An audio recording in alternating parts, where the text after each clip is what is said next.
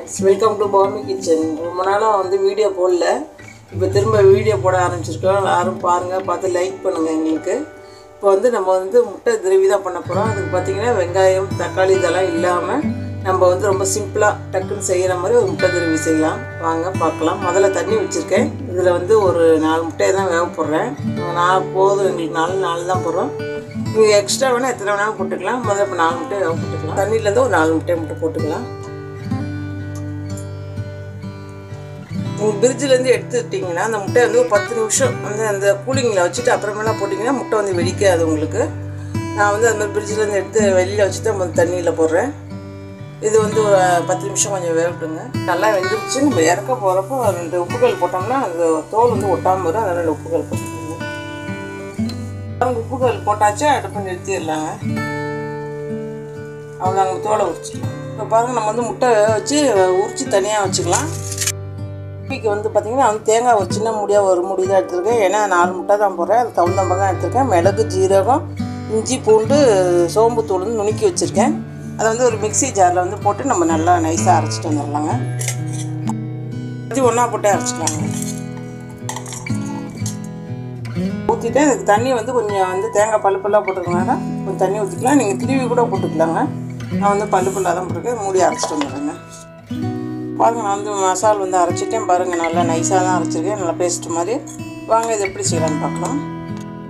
பாருங்கள், நான் வந்து முட்டை வச்ச சட்டியே வச்சுருக்கேன். அதில் வந்து நான் வந்து தேங்காய் எண்ணெய் தான் ஊற்றுறேன். நான் வந்து செக்கில் ஆட்டின தேங்காய் எண்ணெய் தான் எனக்கு செய்ய போகிறேன். தேங்காய் எண்ணெய் செஞ்சோம்னா உடம்புக்கு ரொம்ப நல்லதுங்க. உடம்பு நல்லா மினுமினுக்கு கொடுக்கும். நான் தேங்காய் கொஞ்சம் கூட ஊற்றிக்கிறேன். நீங்கள் வந்து எந்த எண்ணெய் வேணாலும் ஊற்றிக்கலாம். நான் வந்து தேங்காய் எண்ணெய் தான் ஊற்றிருக்கேன். வந்து எண்ணெயிலெல்லாம் போட்டெல்லாம் வறுக்கலாம் இல்லைங்க. இப்போ வந்து நான் வந்து நேரடியாக நான் வேறு மாதிரி செய்ய போகிறேன். மசாலாம் போட்டு தான் கறி வறுக்கிற மாதிரி தான். அதுக்கு பார்த்திங்கன்னா ஒரு பட்டை, ஒரு கிராம்பு, ஏலக்காய் போட்டுக்கிறேன். முடிஞ்சிருச்சுங்க. இதில் வந்து மசாலா அரைச்சி வச்ச மசாலா ஊற்றிக்கலாம். அதுக்கு வந்து வெங்காயம்லாம் எதுவுமே நான் போடல.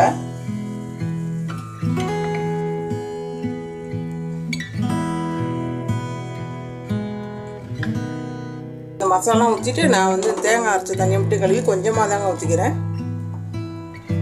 இதில் வந்து மிளகாத்தூள், மஞ்சத்தூள் போட்டுக்கலாங்க. அதுக்கு தேவைக்கேற்ப பார்த்திங்கன்னா உப்பு போட்டுக்கலாம். நான் வந்து இது மாதிரி ஒரு 5-6 பெட்டில் தாங்க எல்லாமே கொட்டி வச்சுருக்கேன். இப்போ வந்து உங்களுக்கு எடுக்கிறப்ப ஈஸியாக இருக்கும். உப்புக்குன்னு தனியாக கரண்டி வச்சுருக்கேன். உப்பு போட்டிருக்கேன். அப்புறம் பார்த்திங்கன்னா மஞ்சத்தூள் போட்டுக்கலாம். அப்புறம் மிளகாத்தூள் போட்டுக்கலாம். தேவைக்கேற்ப போட்டுக்கலாங்க. நான் வந்து 1.5 டீஸ்பூன் தான் போடுறேன். கொஞ்சம் நம்மளுக்கு கிரேவி கொஞ்சம் கூட வேணுங்கிறதுக்காக நான் வந்து மல்லித்தூள் போட்டுக்கிறேன். ஒரு 3 டீஸ்பூன் வந்து சின்ன டீஸ்பூனில் தாங்க போடுறேன். 3 இது போட்டுக்கிறேன். இது வந்து ஒரு நல்லா கொதிக்கிட்டுங்க. ரொம்ப தண்ணியாக வைக்காமல் நம்ம நல்லா கொஞ்சம் திக்காகவே வச்சோம்னா சீக்கிரம் அந்த முட்டையை வந்து உள்ளே போடலாம். கொதிக்க வச்சோன்னு முட்டையை போடலாங்க. கொதிக்கிட்டுங்க. இப்போ பாருங்கள், கொதிக்குது. ஒரு கொதிக்கிறப்ப நம்ம வந்து இதில் வந்து முட்டையை வந்து போட்டுடலாங்க.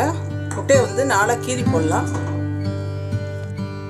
பாருங்கள், முட்டையை வந்து நான் வந்து 4 கீறிக்கிறேங்க. நம்ம வந்து ரொம்ப பெருசாக கீற வேண்டியதில் பாதி கீறி இப்படி போட்டோம்னா அந்த மசாலா வந்து நல்லா உள்ளே இறங்குங்க. இதை வந்து இது கொதிக்கிறதுல போட்டுடலாங்க. அது மாதிரி 4 முட்டையுமே போட்டுக்கலாங்க. 4 முட்டையும் போட்டாச்சு. 4 முட்டையும் மேலே வந்து நல்லா கலக்கி விட்டுக்கலாங்க. நம்ம அடுப்பு ஒரு சிம்மில் வச்சுட்டே கிண்டி விடுங்க. இது நல்லா ஒரு 10 நிமிஷம் மூடி வச்சு கொஞ்சம் சிம்மில் வச்சு நல்லா கொதிக்க விடுங்க. இது மேலே கொஞ்சோண்டு எண்ணெய் மட்டும் ஊற்றிக்கலாங்க. எண்ணெய் நம்ம எவ்வளோக்கு ஊற்றுறோமோ அவ்வளோக்குள்ள நல்லா இருக்குங்க.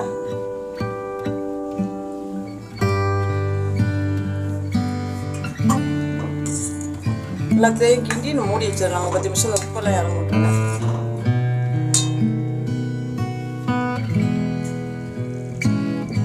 இப்போ பாருங்க, நான் வந்து வச்சு ஒரு 10 நிமிஷத்துக்கு மேலே ஆயிடுச்சு. எங்களுக்கு வந்து இந்த திக்கானது போதும். முட்டையும் நல்ல மசாலா வந்து இறங்கிடுச்சு. இதோட நான் அடுப்பை நிறுத்திடுறேங்க. நிறுத்திட்டே எனக்கு வந்து இந்த திக்கானது போதும் நிறுத்தியிருக்கேன். இதுக்கு மேலே வேணால் சுண்டி வைக்கணும்னா சுண்டை பண்ணிக்கலாம். இது வந்து சாதத்துக்கு போட்டு சாப்பிட்ற மாதிரி தான் நான் வந்து வச்சுருக்கேன். நீங்கள் வந்து சாதத்துக்கு தொட்டு சாப்பிட்லாம், சப்பாத்திக்கு சாப்பிட்லாம், எதுக்கு வேணாலும் தொட்டு சாப்பிட்லாங்க. நல்லாயிருக்கும், சூப்பராக இருக்கும். பார்த்திங்கன்னா நம்ம வந்து முட்டை கிரேவி வந்து ரெடி ஆகிடுச்சு. நம்ம வந்து வெங்காயம் தக்காளி எதுவுமே சேர்க்காமல் நம்ம வந்து தேங்காய் மசாலா அரைச்சி ஊற்றி தான் செஞ்சுருக்கோம். இது வந்து சாதத்துக்குலாம் ரொம்ப சூப்பராக இருக்கும். நீங்களும் ட்ரை பண்ணி பாருங்கள். இது மாதிரி ட்ரை பண்ணி பார்த்து லைக் பண்ணுங்கள், ஷேர் பண்ணுங்கள். மறக்காமல் நம்ம சேனலுக்கு சப்ஸ்கிரைப் பண்ணுங்கள். பாய்.